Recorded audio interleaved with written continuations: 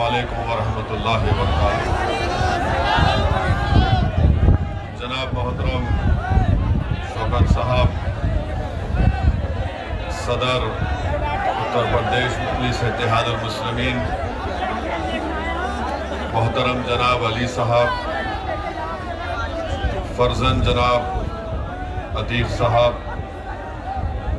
ज़िला सदर एडवोकेट फ़हीम साहब, फुरखान चौधरी साहब, डॉक्टर यामीन सैफी विधानसभा सदर साउथ, शहर सदर हाजी नौशाद कुरैशी साहब, मौलाना असद जमाली तंजीमी सेक्रेटरी मीरठ, जनाब सैयद राना साहब, शोएब त्यागी साहब,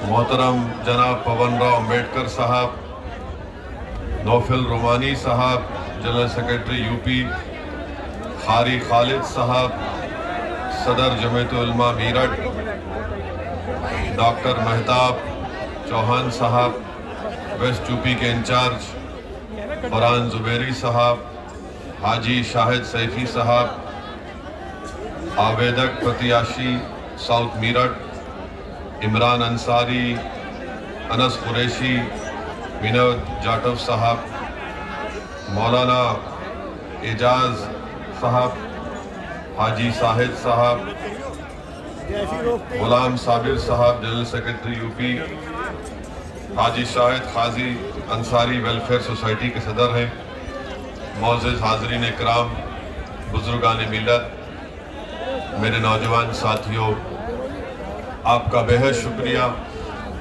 कि आपने आज अपना कीमती वक्त निकाल कर मजलिस इत्तेहादुल मुस्लिमीन के इस जलसे आम में शिरकत की। मैं आपका तहे दिल से आपका शुक्रिया अदा करता हूँ। मेरे अजीज दोस्तों और बुजुर्गों, नौजवान साथियों, अभी आपने मजलिस इत्तेहादुल मुस्लिमीन के जिम्मेदारों से बसीद और अफरोज खिताबात को सुना। मैं आपसे गुजारिश करने आया हूँ और आपको ये बताने आया हूँ और आपको ये तयख्खुन देने आया हूँ कि मैं उत्तर प्रदेश को अपनी ज़ाती अनानियत के लिए नहीं आया हूँ। मैं उत्तर प्रदेश में अपनी मकबूलियत में इजाफा करने के लिए नहीं आया हूँ। मैं अगर उत्तर प्रदेश को आया हूँ और इंशाअल्लाह आता रहूँगा, सिर्फ मेरा मकसद एक ही है और अल्लाह सुब्हाना व तआला मेरी नीयत से वाकिफ़ है। मेरा उत्तर प्रदेश को आना और यहाँ पर मेरे मजलिस के रुफ़क़ाओं के साथ मेहनत करना, जुस्तजू करना, उसका एक ही मकसद है, हमारी एक ही ख्वाहिश है कि इस बड़े प्रदेश में जहाँ पर हर ज़ात और बिरादरी ने अपनी अपनी एक सियासी आवाज़ को बनाया, अपनी एक सियासी ताकत को मनवा लिया, अपने नुमाइंदों को उन्होंने अपने वोट से कामयाब करवाया और अपनी एक सियासी शनाख्त पैदा कर ली, जिसकी बुनियाद पर उन तमाम ज़ात और बरादरियों ने अपने समाज के लिए कुछ हासिल किया। अगर कोई समाज इतनी बड़ी तादाद में रहने के बावजूद भी अगर उसने अपने लिए कुछ हासिल नहीं किया, अपने बच्चों के तालीम का इंतजाम नहीं कर पाए, जिन्होंने अपने मुस्तकबिल को रोशन नहीं कर पाए, जिस समाज की आंखों के सामने बाबरी मस्जिद को शहीद कर दिया गया, जिस समाज के सामने मस्जिद को शहीद करने वालों को कोर्ट ने उनको मुल्जिम करार नहीं दिया, आपकी और हमारी आंखों ने मीरठ की सरजमीन पर हमने मलियाना का वो 70 से जायद मुसलमानों का कत्लेआम देखा।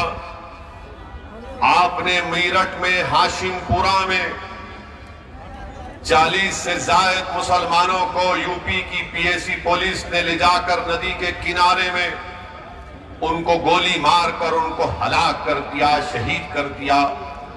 हमने फसादों को देखा, मगर मैं आज आपसे हाथ जोड़कर अपील करने आया हूं कि उत्तर प्रदेश के 19% मुसलमानों को अपनी एक सियासी अलहायदा ताकत बनाने की जरूरत है।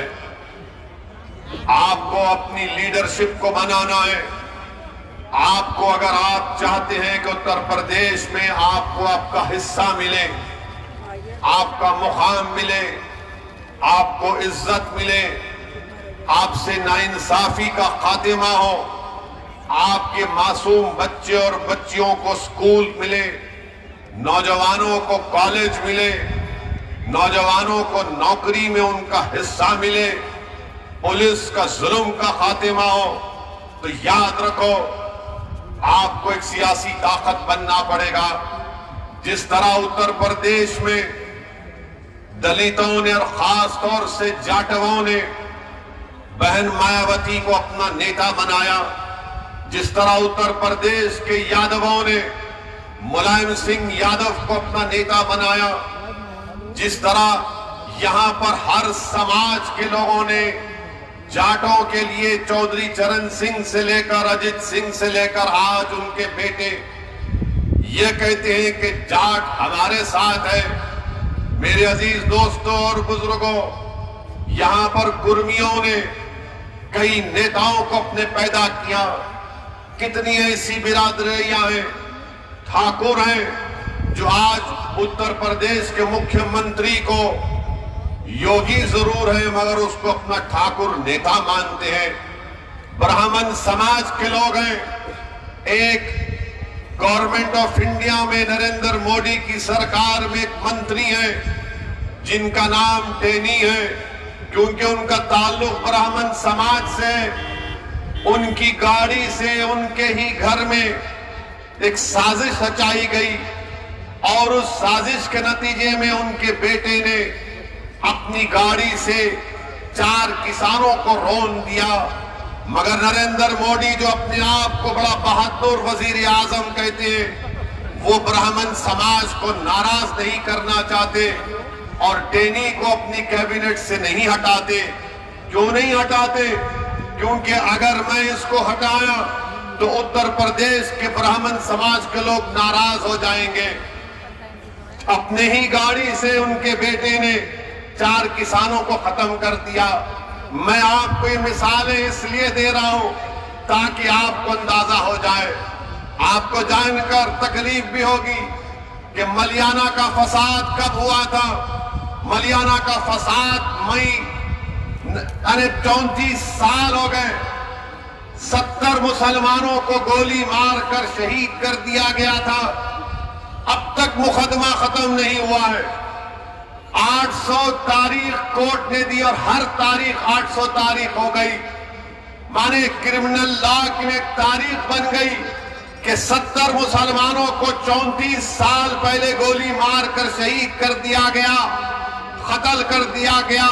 34 साल में कांग्रेस की सरकार, 34 साल में बीएसपी की सरकार, 34 साल में समाजवादी की, बीजेपी की सरकार, मगर किसी ने भी उन मलियाना में मरने वालों से इंसाफ नहीं किया। मेरे अजीज दोस्तों और बुजुर्गों, याद रखो आज उत्तर प्रदेश में मुसलमान अगर सबसे कम ग्रेजुएट हैं तो मुसलमान हैं, सबसे ज्यादा ड्रॉप आउट हैं तो मुसलमान हैं, सबसे ज्यादा अगर जेलों में अंडर ट्रायल हैं तो मुसलमान हैं। 19% उत्तर प्रदेश में मुसलमान हैं और 28% जेल में अंडर ट्रायल हैं। बताइए, इसके बावजूद भी आप अगर करवट नहीं लेंगे तो कब करवट लोगे मुसलमानों? क्या जब शौर्य क़यामत होगा तो उठोगे? मैं आपको ये दाद हासिल करने के लिए नहीं कह रहा हूं। मैं कोई शायर नहीं हूं कि कोई शेर पढ़ा रहा वाह वाह के नारे लगाएंगे।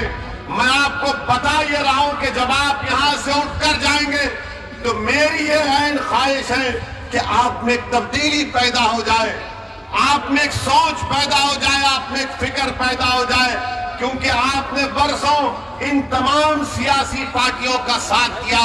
बताइए हमने क्या हासिल किया, क्या मिला आपको? आपको हमेशा डराते रहे। 34 साल पहले, 60 साल पहले यही कहा गया फिरका परस्ती को शिकस्त दो, हमने फिरका परस्ती को शिकस्त दी।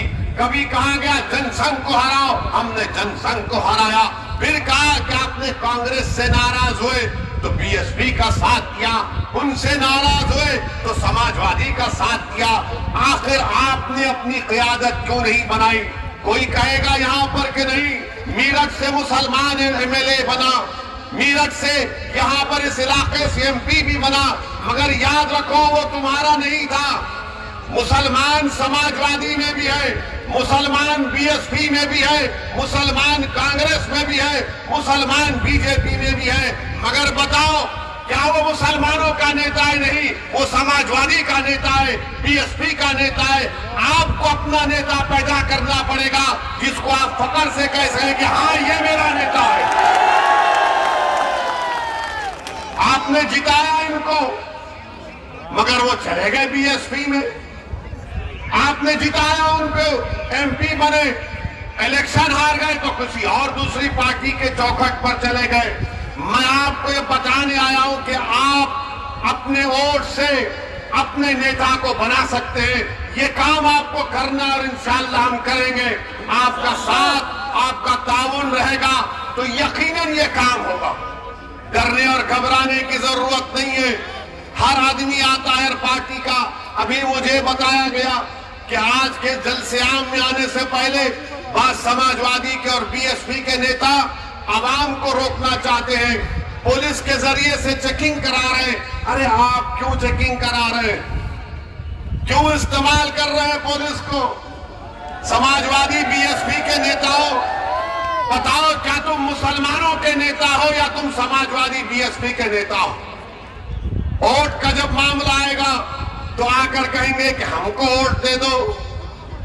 वोट का जब मामला आएगा हमको वोट दे दो, मगर जब बात आएगी शरीयत की तो गूंगे बन जाते हैं। जब बात आएगी मुसलमानों से इंसाफ की तो अंधे बन जाते हैं। जब बात आएगी CAA NRC की तो बहरे हो जाते हैं। अरे सब चीज पर हम बोलते हैं और जब इलेक्शन का मामला आता तो बोलते नहीं, ओवैसी भाषण को अच्छा देता मगर बीजेपी को हराना है। बीजेपी को हराना जरूर है, मगर क्या हम हराएंगे बीजेपी को या फिर उत्तर प्रदेश का हमारा हिंदू भाई हराएगा? डेटा है, आदादोशुमार है कि पिछले 2019 के लोकसभा के चुनाव में 75% मुसलमानों ने बीएसपी और समाजवादी को वोट दिया। उसके बावजूद भी सिर्फ 15 लोकसभा की सीट पर कामयाब हुए, बाकी सीट पर बीजेपी कामयाब हो गई। किसकी वजह से हुई? क्या आपने दिया बीजेपी को वोट? क्या आप देंगे बीजेपी को वोट? क्या आपकी ख्वाहिश नहीं है कि दोबारा योगी इस प्रदेश का मुख्यमंत्री ना बने? मगर ये कैसे होगा? क्या आपको यकीन नहीं है कि मजलिस बीजेपी को हरा नहीं सकती? यकीनन मजलिस बीजेपी को हरा सकती और हराएगी इंशाअल्लाह। मगर ये समाजवादी और बीएसपी के लोग आकर कहेंगे नहीं, ये जो लंबा आदमी है, शेरवानी टोपी पहना, इसकी बात का यकीन मत करो, इसकी बात का यकीन मत करो। और फिर किसकी बात का यकीन करेंगे? वो अखिलेश यादव, समाजवादी पार्टी, मुजफ्फरनगर का फसाद हुआ, इंसाफ नहीं कर पाए। वो समाजवादी पार्टी जो सरकार में थी, स्लॉटर हाउसेस के लाइसेंस दे सकती थी, लाइसेंस नहीं दिया। वो समाजवादी पार्टी जो मुसलमानों से रिजर्वेशन का वादा किया, नहीं किया। आप किसकी बात का भरोसा करेंगे? हाँ, मुसलमान जीत सकता जरूर है, मगर आपका नेता नहीं बन सकता, आपका लीडर नहीं बन सकता। आपको अपना लीडर बनाना है। आपने सुना अभी कि हमारे भाई अतीक साहब गुजरात अहमदाबाद की जेल से अपना दर्द भरा पैगाम आप तक पहुंचा रहे। हमारी बहन अपने शौहर का दर्द भरा पैगाम आपको पढ़कर सुना रही। क्या किया इन्होंने? अतीक साहब ने क्या क्या नहीं कहा इनके लिए, बदनामगी बोल ली इनके लिए, सत्ता दिलाई इनको और उनको जेल में डाल दिया गया। आजम खान जेल में है। क्या मुकदमा आजम खान पर किस लिए जेल में डाला गया? कोई नहीं बोलेगा। मेरे अजीज दोस्तों और बुजुर्गों, मैं आपसे सिर्फ यही गुजारिश करने आया हूं कि इस चुनाव में आने वाले विधानसभा के असेंबली के इंतखाबात में उत्तर प्रदेश के मुसलमानों को अपना हिस्सा लेना है। आपको अपना हिस्सा लेना है और हिस्सा लेकर रहेंगे इंशाअल्लाह ताला। ये लड़ाई मजलिस की हिस्सेदारी की है। ये लड़ाई हमारी भीख की मांगने की लड़ाई नहीं है। हम अखिलेश यादव के बगल में ठहर कर फोटो लेने के मोहताज नहीं है। हमको तुम्हारे फोटोओं की जरूरत नहीं है। हमको हमारा हक चाहिए और हम हक लेकर आएंगे इंशाअल्लाह ताला। यकीनन बीजेपी को हराएंगे। किसने कहा नहीं हराएंगे?